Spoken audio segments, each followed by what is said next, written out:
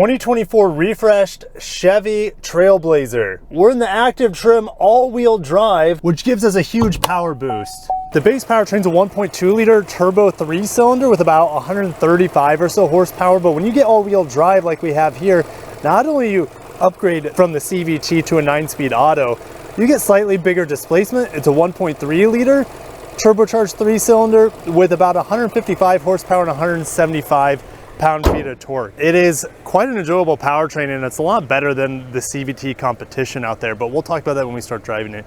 For 2024, we have refreshes on the front. Refresh styling. Now the active gives us these darkened titanium chrome accents on the top as well as the bottom. Now Chevy says that there's a functional skid plate underneath. Is it metal? Yeah, we got a true little aluminum skid plate under there. I love the daytime running lights, how they're really tight and cropped towards the corners, and then you have the new headlight design down below. Looks great. Now that's one of the greatest things about the Chevy Trailblazer are the looks. Now in this active trim, we have 17-inch wheels with suspension that's tuned for off-roading. I don't know how many people are going to be taking the Trailblazers off-road, but it does have a very nice suspension, as you'll find out when we start riding. But like I said, strongest features are its looks. I love that in this active trim you could get the two-tone roof, the white roof, and then I think in the RS gives you the black trim. There are 4 levels, trim levels here on the 2024 Trailblazer, and you can get all-wheel drive on every single trim level. Now, unlike, let's say, some of the competitors like Volkswagen, for example, we actually have real exhaust tip pass-throughs there. For True Tool exhaust, we have parking sensors here in the back. This copper color, it's called Copper Harbor. It's a tongue twister, but that's an all-new color for this year, as well as a new cactus green color. We do have a spare tire. I love that feature, as well as you can see the jack in there and the other tools to prop up the car. Removable floor, and then of course these can fold down. So I'm really impressed with how small this package is, but still giving us lots of space. We have auto closing trunk lid there, hatch lid. Materials on the door are not great. You know, we have some soft touch plastic here, but it's not that impressive. But what is impressive are these very soft seats and the amount of leg room back here. My kid's been really enjoying this legroom bench seat across.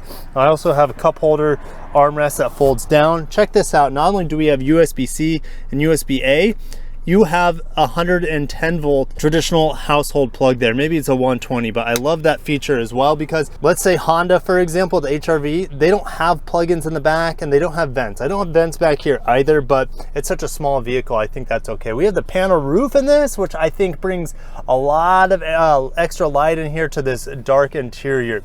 There's only 2 interiors here on this active. This one has kind of that neon stitching. Headroom back here is impressive despite it being a small package. And then if we look at the back of the seats, not only are they soft, but we have a little mat pocket on each side. But the design on the mat pockets is different. This is all soft over here, and then you have a hard touch over here. Now materials get a lot better here on the front door. Now this is still hard touch at the top, but I like this little bronze accent here. You can just see how humid it is outside here in Florida in the morning. It rained all night, but yeah, the camera's fogging up, handles are fogging up, plastics are fogging up. But I like this stitching here on this cloth and fabric interior.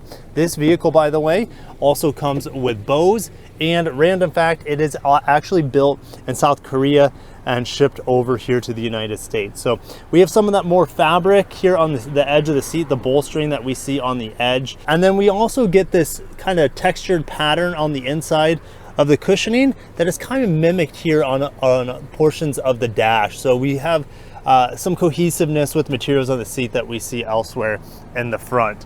Closing the door, yeah, it sounds okay at best, but also we have that fogged out copper here. I like these vents. They're huge and they feel substantial, very easy to direct the air. And yeah, let's keep moving.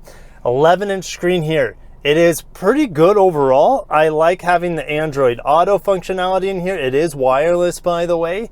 And I like how you still have the inbuilt software right here as shortcuts to get in and out of your Android Auto. Below that, we have your climate control, traditional knobs here, fan control, Temperature control, I have heated seats in this model, 3 different settings. It's 86 degrees here at before 8 o'clock, so haven't been really using those heated seats. 12 volt here with a USB-C and a USB-A. You also have a wireless charger down there, and then a bunch of buttons that are kind of hidden by the little Chevy emblem here on the shifter. Kind of have to get that out of the way to see the buttons. But you have auto stop off, lane keep assist here on this model, as well as like a pre-collision system. This sport driving mode, which a little checkered flag pops up on your MID, and then you can have all-wheel drive. I haven't been driving it with all-wheel drive enabled. Front-wheel drive will give you better fuel economy, and I haven't been doing any off-roading. Behind the steering wheel, we have a pretty large screen as well, and it is unfortunately not very customizable. The only thing I can change on this screen is if I go to this diagnostics button here, and if I click on fuel economy, I can show it in the cluster, but then my tachometer goes away, and these tiny metrics here take up the majority of the screen. So I like the screen, it's just not used very well by Chevy. So yeah, I'm just going to remove that from the cluster so I can get my tachometer back here. Speaking of fuel economy, it says 26.7, but I've been idling a lot. It's around 28 of what I've been seeing in my daily commutes taking my kids to school. Couple cup holders here. This phone slot is not big enough for my phone, so I put it in this extra storage space there.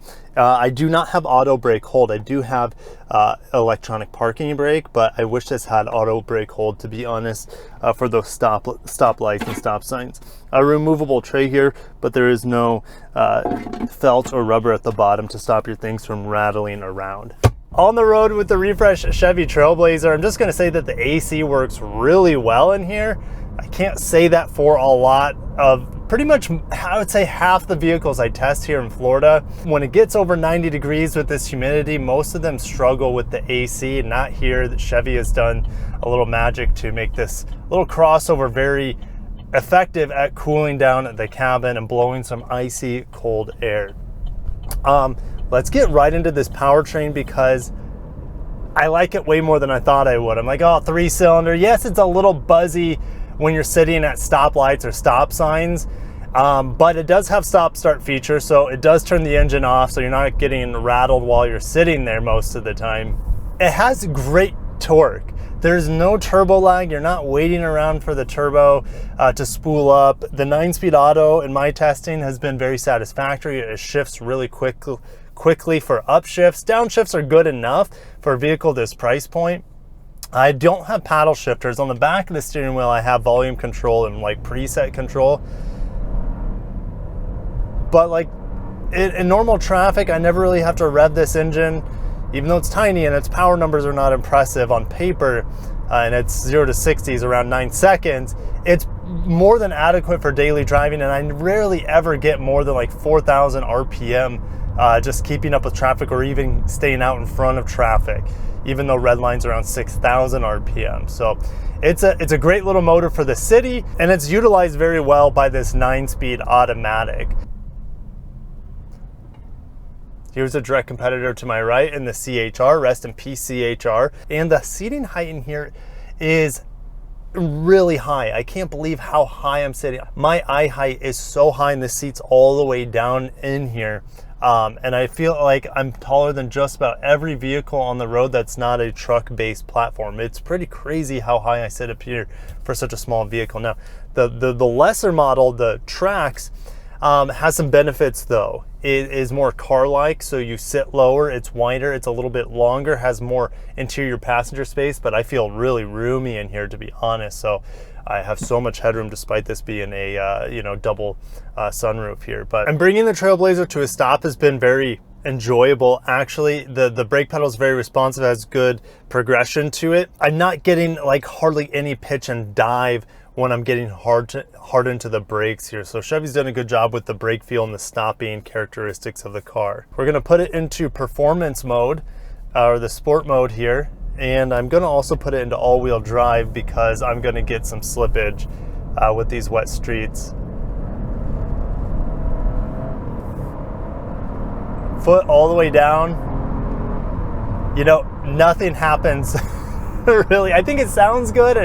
It's satisfying to see you row through the 9 gears, but Once you get past 4,000 RPM, where I feel like that's its happy place, nothing really makes noise, but it's not going anywhere. Foot down, I like that 9-speed downshift. It's very, very slow, but you shouldn't be ever flooring this engine. Like I said, 3,000 to 4,000 RPM, it's making most of its power and torque there anyways, and it's more than adequate for everyday driving. But I wish I could get rid of that all-wheel drive with this 9-speed so it could be a little bit lighter, more fuel efficient. Visibility in here is impressive. I even have a rear windshield wiper that clears away all the rain I've seen on in the last few days. So yeah, the windshield in the back is huge. These windows are really tall and square. You know, competitor to this that I drove recently would be something like the Mazda CX-30. And that, well, the performance is on another level in that car, but the visibility is not great. Lots of blind spots, tiny windows, and I really feel like I have not only a good vantage point because I sit so high, but like I feel very safe, and I feel like I'm in a much bigger car than I actually am. Throwing it in the turns, the very few that I have, the steering is pretty disconnected, I feel. I don't have a lot of grip with the tires either. But ride quality in here is very impressive with these small 17-inch wheels. I would not be going for the RS. I feel like that would really like highlight the shortcomings of the suspension in here, but these extra thick tires, I feel like it does a good job to aid the suspension and soaking up the bumps. I feel like it's pretty average with sound deadening. I hear a lot. I mean, that huge Chevy truck passing me made a ton of noise. I don't have the world's greatest noise from the tires, which is great, but I feel like if you get those 19s, that's really going to amplify the noise coming into the cabin. But yeah, for such an inexpensive car as well, what am I hearing creaks, rattles? Most of the time, no. And some of the time, I think it could be some of the stuff I have in here. Every once in a while, I have a rattle going around in this area behind my head on the B pillar. So it could be this plastic seatbelt adjuster, but for the most part, it's been, it feels pretty well built in here overall. And I feel like I'm in a pretty solid car. So I've liked the Trailblazer way more than I thought I would. Now, I've always liked the looks of the Trailblazer. The refresh looks make it even better looking. But would I pick it against some of the competitors in the segment? So let's head on to the office where I'm going to compare this car to some of the other cars I've tested recently in this sub $30,000 subcompact crossover market. Over at the Chevy Builder, if you want front wheel drive, like I said, you're locked into the 1.2 with the CVT, and I'm not going to be spending my hard-earned money on a CVT if there's a better option available, and there is with this 9-speed auto, but you have to upgrade to all-wheel drive. Now, which of these models are going to be the best buy for you? I mean, I like the LT because it gives us the big 11-inch touchscreen in there as well. And we still have the 17-inch wheels here. It's not the same as that we have on the Active. And no, I don't get the two-tone paint color. And I don't get the skid plate and the more aggressive front end. I get it. But I'm telling you, like, this right now is probably the best deal to get. I like it in the fountain blue. Give me something cute. Next, we're heading onto the wheels, sticking with the 17s for the best ride quality, best fuel economy. I want this gray interior. That's something that the Active cannot give me. So I'm going to stick with that. And you can even get heated seats if you want it in here. I'm not going that route. And we're just going to go to summary here. So you can get the LT all-wheel drive, $27,990. Now, there are no 2024s available in my area, so just keep that in mind. You might have to wait a little bit. I'm recording this mid-October, so maybe by the end of October, you'll start to see them hit the lots. But check this out. You can get some really low-priced leftover models with some price drops as well on the pre-refresh model. Now, the Chevy Trax has also been redesigned recently, and it is a very similar experience, except it's going to handle more like a car. It's wider, it's longer as well, and it is also built in Korea like the Trailblazer. It is front wheel drive only, which that's kind of what I was asking for, but I don't get the 1.3. However, since you get the 1.2 turbo on here, it actually comes with the 6-speed auto instead of a CVT. So this is a great budget option as well if you don't have the dough to fork over for the all-wheel drive Trailblazer. Honestly, I'd rather get this than the Trailblazer with the CVT, since this has a true 6-speed auto, and I'd be saving a lot of money too along the way. But what about its competitors? Well, I still honestly believe the Corolla Cross Hybrid is the best subcompact crossover out there. If you can get it without markups for under $30,000, it's going to give you 40 miles per gallon. It's going to give you 200-ish horsepower. So that powertrain and that sort of efficiency and the packaging that's in the Corolla Cross is really hard to beat. I think the new Trailblazer looks way better. It's one of the best looking subcompact crossovers out there.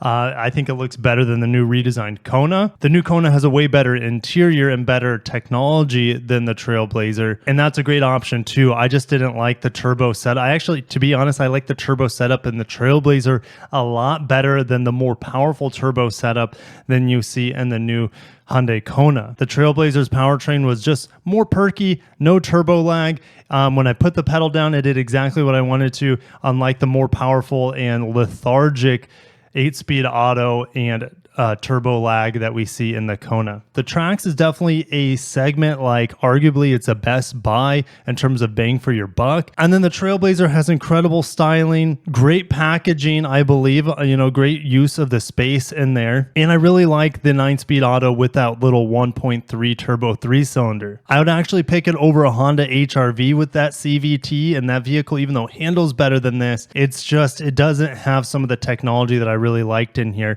like having the USBs in the back, for example. The Mazda CX-30, it is a better handling vehicle. It's a better performing vehicle than the Chevy Trailblazer. It's going to cost a little bit more if you want that turbo model, but you also get the fantastic 2.5 liter naturally aspirated in the CX-30. I actually just like the styling better on the Trailblazer, since it doesn't have all that ridiculous black plastic cladding. And the interior is better on the Mazda too, but the blind spots and the limited visibility makes it a tough buy for me. Let me know down below which powertrain you would be getting on the Trailblazer, the front wheel drive CVT with the 1.2 turbo, or would you be going for the all-wheel drive, get better power as well from the 1.3 turbo and getting that excellent 9-speed auto? Would you be getting a Chevy Trax instead and saving a lot of money, or would you be looking at some of the competitors? Let me know down below. If you made it this far in the video, I appreciate you. Hit that like button.